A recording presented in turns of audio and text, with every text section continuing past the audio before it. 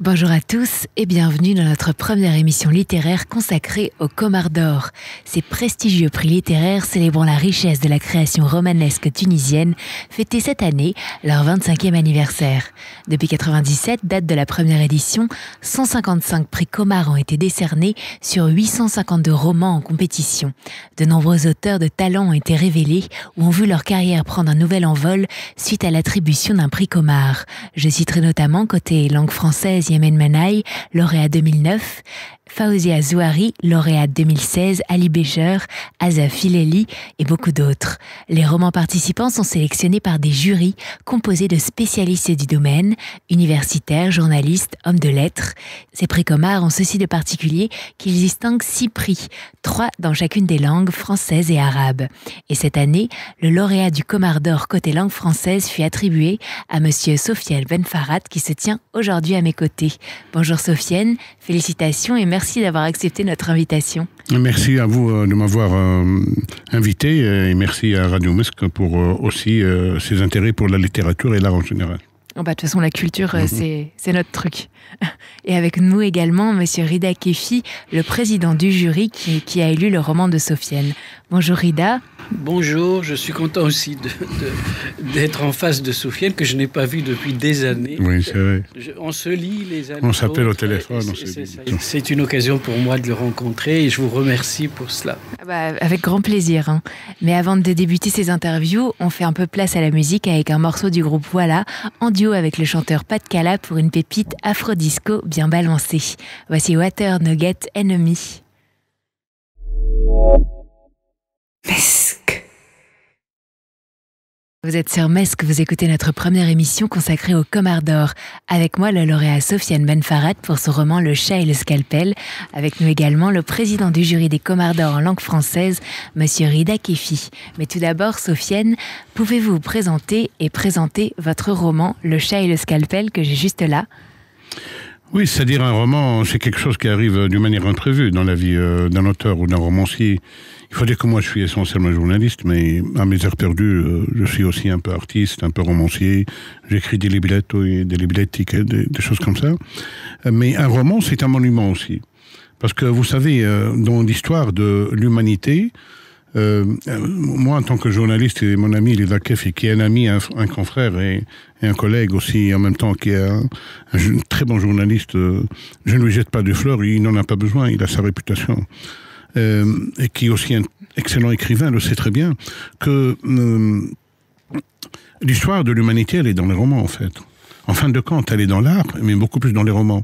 C'est-à-dire l'histoire de la Russie, l'histoire de l'Égypte, l'histoire de la France, c'est dans les romans qu'on les retrouve. Rarement quelqu'un va dans une librairie pour acheter un livre sur la Révolution française, mais il lit des romans, il lit Benjamin Constant, il lit Rodolphe, il lit Chateaubriand, il lit Victor Hugo, et il a une idée. C'est la même chose, par exemple, pour les Russes. On lit Tolstoï, Dostoïevski, Turgenev, Gogol, Tchekhov et tout ça.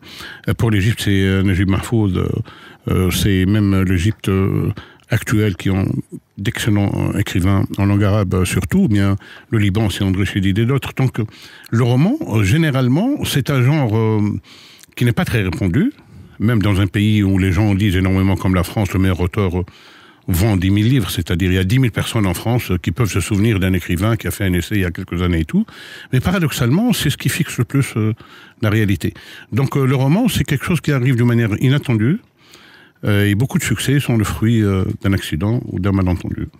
D'accord. Et alors, est-ce que vous pouvez un petit peu nous expliquer le synopsis de ce livre ?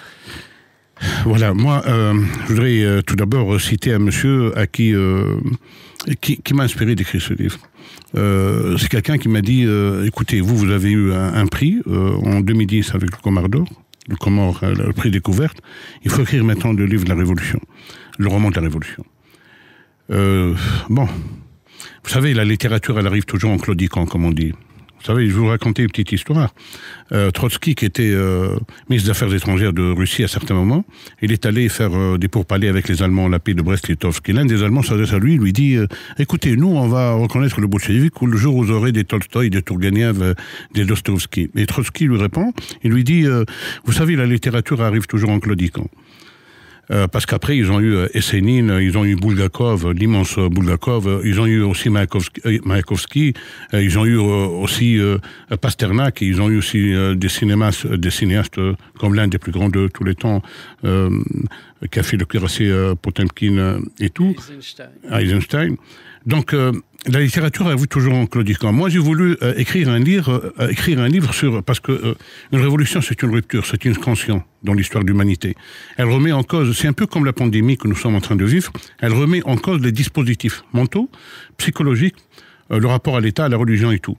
La révolution, forcément, c'est aussi cela. J'ai voulu écrire le livre en 2016, mais je me suis rendu compte qu'il n'y avait pas assez d'accumulation de faits, de champs d'observation, pour pouvoir décrire des personnages, parce que les personnages c'est une fiction, mais c'est une fiction vraisemblable. Et donc j'ai repris en 2020, je n'ai pu écrire le livre qu'en 2020, parce que je me suis rendu compte qu'un cycle était fermé et qu'on pouvait parler, et qu'on pouvait camper des personnages qui parlent de la Révolution. Donc moi j'ai pris, c'est un roman de la désillusion un peu, de désenchantement, des gens qui ont investi beaucoup dans ce grand fait historique qu'a connu la Tunisie, que fut la révolution de 2011, qui a été spontanée, sans chef, sans idéologie, sans motif politique bien déterminé, à part un ras-le-bol généralisé et le refus d'un système. Et donc, à travers certains personnages, j'ai essayé de décrire ceci, bien sûr, tout en faisant des plongées un peu dans l'histoire du pays, ou bien dans une des dimensions essentielles dans laquelle nous vivons, nous autres les Maghrébins spécialement, qui est le rêve. D'accord, donc c'est en fait l'histoire de la Révolution, en fait, 10 ans plus tard, campée par des personnages un peu truculents, avec des caractères très particuliers, très affirmés aussi.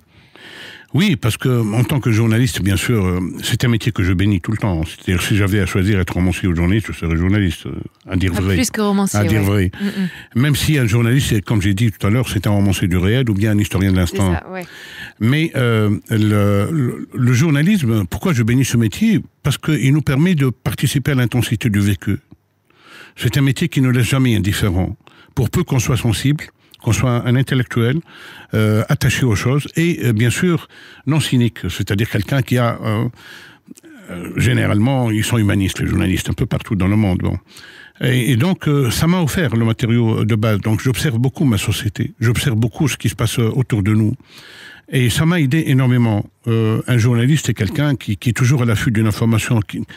Rida, comme moi, comme tous les journalistes, comme vous, c'est des gens qui n'ont pas de temps pour fermer un bureau, s'en aller dire maintenant j'ai fermé boutique, je vais m'occuper d'autre chose. Ils sont toujours à l'affût. Voilà, ils sont toujours à l'affût. Alors le roman, en plus, c'est quelque chose qui travaille de manière inconsciente.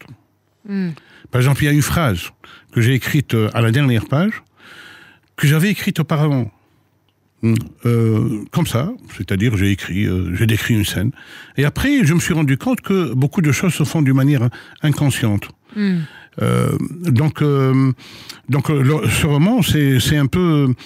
bien sûr, j'ai voulu décrire la réalité tunisienne parce qu'un écrivain, comme un journaliste, comme un intellectuel, est quelqu'un dont toute parole retentit en son époque et surtout son silence retentit. Moi, j'ai voulu commettre ce roman et je suis agréablement surpris par la réception de ce roman auprès de l'opinion, auprès des lecteurs et tout. Et ça reste quand même un roman parce que c'est une fiction. Let's pretend, on va prétendre qu'il y a quelqu'un qui s'appelle ainsi. Mais je vais vous dire une chose, je ne veux pas être très long sur parce qu'on a encore des choses, vous avez des questions, mon ami Lida va intervenir. Dans ce roman, il y a un personnage, par exemple, qui est apparu d'une manière secondaire, qui s'appelle Sabla. Et après, ce personnage a commencé à grandir, il m'a fatigué beaucoup dans l'écriture. Et à la fin, j'ai décidé d'arrêter Sabla, je lui ai fait commettre un accident, et on ne sait pas ce qu'elle devient après. Parce que l'appétit de réalité, l'appétit de vérité romanesque dans le moule esthétique et le roman fait parfois qu'un personnage que vous avez créé devient plus fort que vous. Et c'est quelque chose de fascinant, l'écriture d'un roman.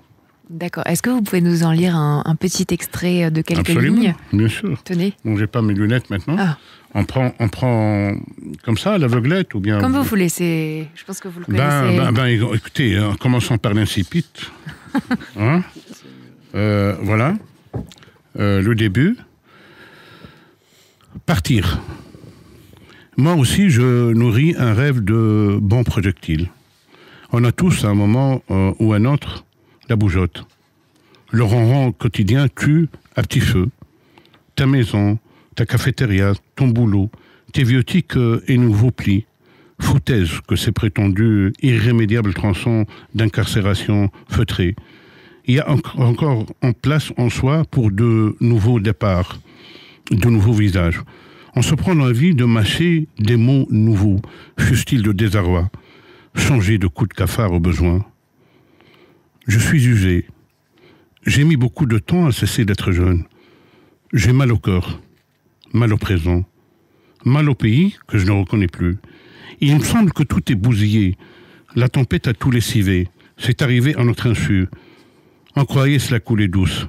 L'illusion des vieux démons dont on se croyait débarrassé recèle les années sans pardon. À venir, l'oued est détourné de son lit. Le vieux rêve des terres fécondes est mis à sec. Il n'y a pas d'issue. C'est l'impasse. D'accord, merci beaucoup. C'était un extrait du Le chat et le scalpel, donc le roman lauréat des Comars d'Or, écrit par Sofiane Ben Farhad. Je pour ma lecture parce que je ne vois plus très bien. Malheureusement, j'ai pas mes lunettes. Non, mais c'était très bien. Vous avez la voix qu'il faut pour oui, j'aurais pu être un chanteur, malheureusement, ouais. Parce qu'ils sont plus riches que les journalistes. Et ils sont plus oui, non, c'est dommage. Dans une prochaine vie. J'ai une voix un peu grave. Ouais, voilà. Ouais, c'est ça. Dans la réincarnation. C'est ça.